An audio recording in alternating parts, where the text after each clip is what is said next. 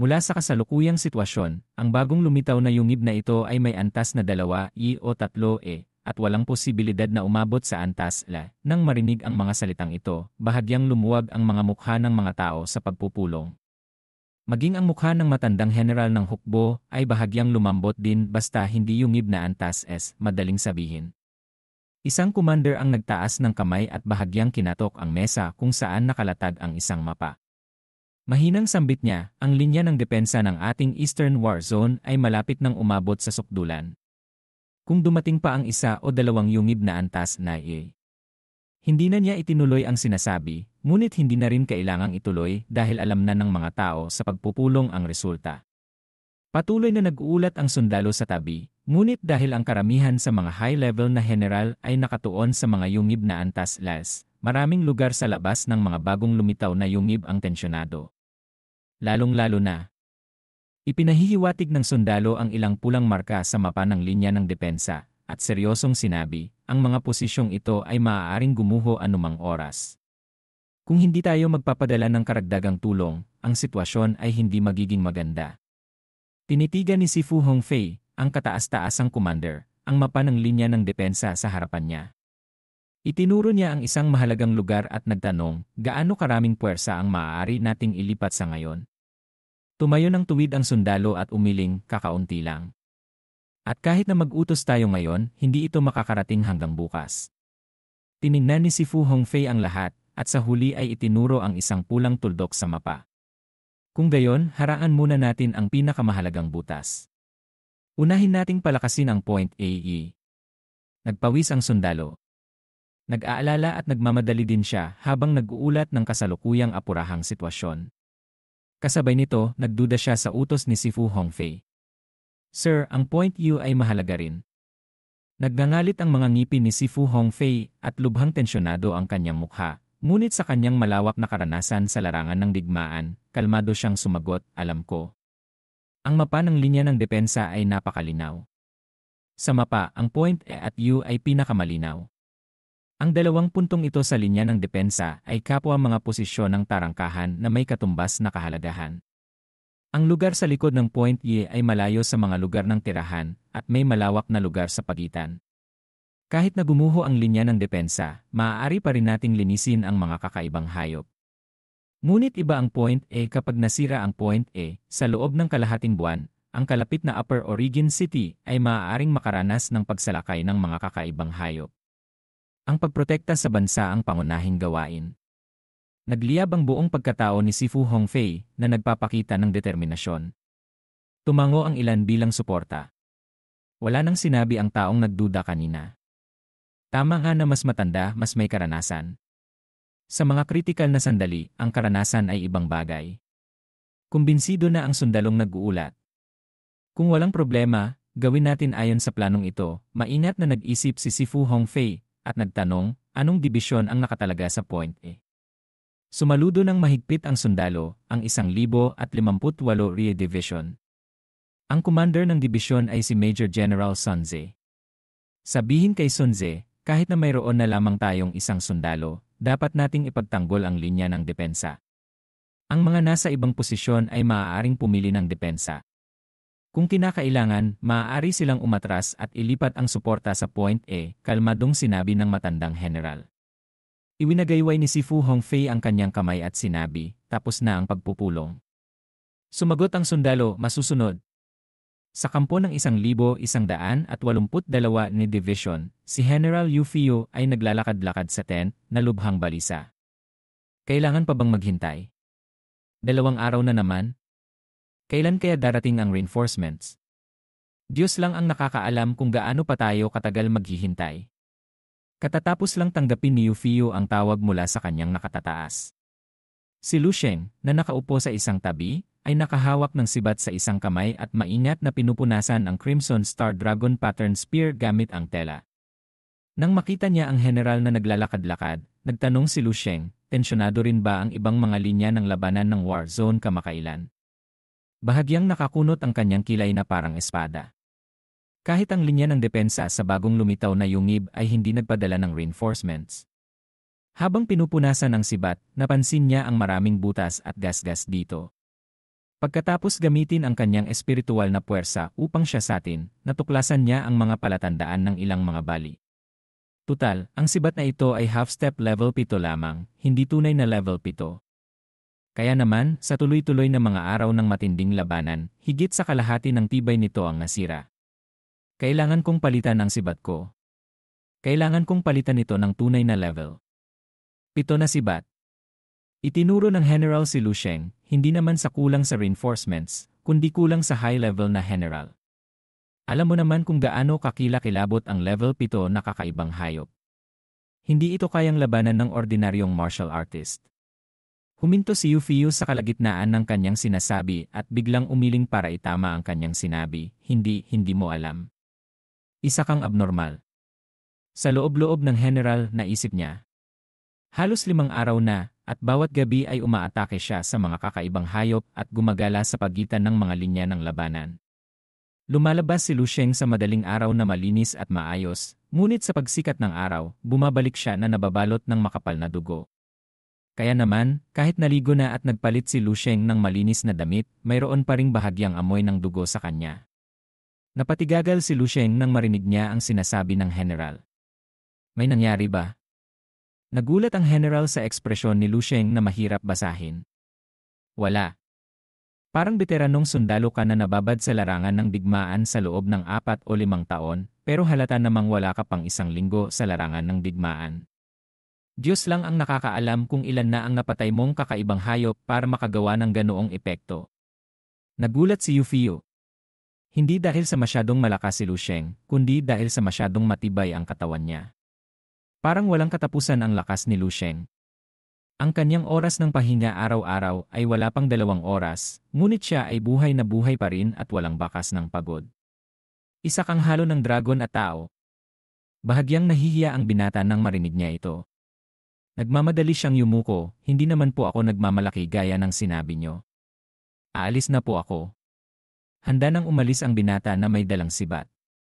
Bahagyang komplikado ang tingin ni Yu Fiyu. Tumango siya, mag-ingat ka. Kung may mangyari, makipag-ugnayan ka sa akin anumang oras. Naiintindihan ko, binuksan ni Lu Sheng ang tent at natigilan nang may nakita sa labas. Maraming tao ang nakatayo ng tuwid na sumasaludo. Walang sinuman ang hindi nagpapakita ng paggalang, paghanga at respeto. Sa nakalipas na 5 araw, ganap nang nakakuha si Lu Sheng ng buong paggalang ng lahat ng sundalo ng 1,182 ni Division. Sa isang banda, ang katayuan ni Lu Sheng sa kanilang puso ay higit pa kay Yu Fiyu. Si Lu Sheng ay parang isang sea-suppressing needle. Basta lumitaw siya sa larangan ng digmaan, tataas agad ang moral ng buong hukbo. Sabay-sabay na sumigaw ang lahat, naway pagpalain ka ng swerte sa martial arts. Mahigpit na kinuyom ng isang tao ang kanyang mga kamao at labis na humanga kay Lu Sheng. May sumigaw pa, talagang ang bata pa at mahusay na. Tiyak na isa siyang general sa hinaharap. Tinitigan ng kanyang magiging asawa, si Dong Qingxue, ang binatang si Lu Sheng, at nahihiyang tumalikod.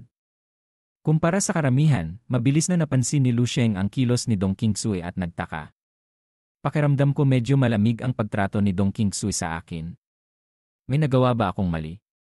Hindi alam ni Lu Sheng kung dahil ba sa mas mataas ang kanyang lakas at katayuan kaysa sa kanya ngayon. Nahihiyang lumapit si Lu Sheng para abalahin siya. Nagmadali siyang kumuha ng 2 jade pendant sa kanyang bulsa. Kumislap ang mga mata ni Lu Sheng at tinignan ang jade pendant na nagbubulungan sa kanyang sarili, kalimutan na nga. Hindi ko maintindihan. Sa sandaling ito, lumapit si Qin na nagpaturo sa mga sundalo at tinapik ang balikat ni Lu Sheng. Isa ka na namang bayani at maghahasik ng lagim sa ibang lugar. Sumagot ang binata, huwag mo naman akong biruin, Qin. Inilagay ni Qin Xiaokun ang 2 jade pendant sa kamay niya. Qin Xiaokun, kunin mo ang 2 jade pendant na gawa sa pilak na mineral. Sabi ni Lu Sheng, ito ay maliit na regalo na ginawa ko sa aking sarili. Nakalimutan kong ibigay sa inyo noon. Pakiabot na lang kay Dong Qingxue. Kusang tinanggap ni Qin Xiaokun ang pilak na mineral na jade pendant na ibinigay ni Lu Sheng sa kanya. Hindi pa siya nakakareact nang patapikin ni Lu Sheng ang balikat niya bago siya tuluyang mawala. Nagulat si Qin Xiaokun. Umalis na siya. Tumingin si Qin Xiaokun sa direksyon kung saan umalis si Lu Sheng, na kumukurap ng kanyang mga mata na may kaunting sorpresa. Pinagmasdan ni Qin Xiaokun ang dalawang jade pendant at nagbulong, gawa niya ito. Kahanga-hanga. Hindi pa siya nakakapagmasid ng may lumitaw na figura sa kanyang harapan, ibigay mo sa akin. Kinuha ni Dong Qingsu ang jade pendant sa kamay ni Qin Xiaokun, nag-iwan ng malamig na pangungusap, anong tinitignan mo, at saka siya umalis. Nagtaka si Qin Xiaokun. Pagkalipas ng ilang sandali, galit na sumigaw siya, baliw ka ba, Dong Qingsu? Kahit sino pa ang magsabi kung ano, umalis si Dong Qingsu. Mahigpit na hinawakan ni Dong Qingsu ang jade pendant ni Lu Sheng. Kasabay nito, si Lu Sheng, na may hawak na sibat na may dragon pattern na Crimson Star, ay tumakbo sa naghihingalong kalye. Hindi niya pinalakas ang kanyang bilis sa maksimum, ngunit napakabilis pa rin niya. Nakikita lang ang kanyang anino na lumitaw at mawala, kasama ang alikabok na nililikha ng kanyang combat boots sa lupa. Bago sumiklab ang mga kakaibang hayop, isa itong kalye sa isang malaking lungsod. Dahil sa paglitaw ng mga kuwebang kung saan may halimaw, kinailangan lumikas ng lahat ng residente ng lungsod. Sa loob ng 100 taon, na-engulf ng alikabok ang dating maunlad na lungsod na ito. Sa lahat ng dako ay may mga bakas ng pagdaan ng panahon. Pinabagal ni Lu Sheng ang kanyang lakad sa mahabang daanan. Ang dalawang panid niya ay mga wasak na matataas na gusali. Dati itong kalye ng mga tindahan sa sentro ng lungsod. Ang senaryo ay katulad sa base na may numerong 1,350. Ang pagkakaiba lang ay ang kalye na ito ay may matataas na damo at mga halaman. Ang mga halaman ay lumago ng husto sa loob ng ilang daang taon. Sa bandang huli, maaaring bumalik ito sa paraan noong sinaunang panahon. Habang dala ang sibat na may dragon pattern na Crimson Star, napansin niyang may kakaiba kaya natigil siya. Kinukuha ni Lu Sheng ang enerhiya mula sa kanyang isip. Mamatay kayo. Isang lalaki na nakasuot ng uniforme na punong-puno ng dugo at halos hindi na makilala ang mukha. Hawak niya ang mabigat na machine gun at nagpapaputok sa mga kakaibang hayop. Galit na galit ang lalaki at hindi alam kung tumatawa o umiiyak. Nakatayo lang ang dalawang kakaibang hayop. Habang nilalawayan at dinilaan ang kanilang mga labi na sabik na kumakain sa lalaki. Mabilis na naubusan ng bala ang lalaki. Shit! Wala na akong bala.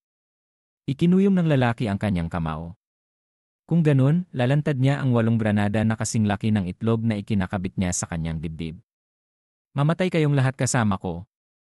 Ang mata ng lalaki ay naging mapanganib. Nang susubukan na niyang bunutin ang pin sa granada, may tumigil sa kanyang katawan. Gumana ang espiritual na enerhiya para pigilan siya sa paggalaw. Nabulol ang lalaki, hindi. Hindi ako makagalaw. Nanlaki ang mata ng lalaki na gulat at kumakawag, ngunit hindi niya makilos ang kanyang katawan. Nakita ng lalaki na papalapit na ang mga halimaw habang naglalaman ng kanilang laway ang bawat isa, sa wakas ay natakot siya at nagpakita ng pagkadismaya sa kanyang mata. Nabuksan ang mata ng lalaki. Nang biglaang may lakas na puno ng espiritual na enerhiya na lumapit, sinabi ni Lu Sheng, huwag kang sumuko sa buhay. Hindi maintindihan ng lalaki ang nangyayari. Sa malamig na mata, tiningnan ni Lu Sheng ang mga hayop na namangha. Pagkatapos tumingin sa likod, nawala na ang ulo ng ilang hayop. Nabigla ang lalaki. Kumurap siya at nagtaka kung nananaginip lang ba siya. Ang mga kakaibang hayop na may level 6 ay nangangailangan ng hindi bababa sa 2 o 3 taong may level 6 para patayin kaagad. Kahit nakatayo pa ang taong pinuno niya, kakailanganin pa niya ang 2 o 3 atake, ngunit ginawa lang ito ng taong ito sa isang tingin. Hindi pa siya nakakita ng ganito kaya naguluhan ang kanyang isip. Hanggang sa makita niya ang maliit na patalim na lumilipad sa katawan ng tao, nagising siya. May dalang sandata na galing sa isip. Ganito kalakas ang kanyang isip. Hindi pa rin maintindihan ng lalaki. Saang dibisyon ka nang galing? Tiningnan ni Lu Sheng ang kapaligiran para magtanong. Naalala ang lalaki at tumayo ng tuwid para sumagot, ako ay Lade, Call. Silizikang mula sa 835 Ye Division. Diretso ang tindig ng lalaki at matatag, ngunit may gulat pa rin sa kanyang mata. Napakabata ng taong nasa harapan niya. Mukhang mahigit 20 years old pa lang siya, pero sobrang lakas niya. Maaaring hinaharap ang kanyang dibisyon. Hinanap ni Lu Sheng ang 835 Ye Division sa kanyang isip. Ipinakita sa kanya ni Yu Fiyu ang mapa kung saan nakalagay ang kanyang puwersa. Kung naalala niya ng tama, katabi ng dibisyon ni Yu Fiyu ang 835 Ye Division. Sila ay responsibilidad para sa isang mahabang linya. Siyempre, ang dibisyon na ito ay mas malakas kaysa sa 1,182 ni Division ni Yu Fiyu. Malaki rin ang pagkakaiba sa kagamitan, armas, at martial artists. Bakit ka narito? Tumingin si Lu Sheng sa paligid para magtanong. Umakyat na ba ang linya sa 835 Ye Division sa puntong ito?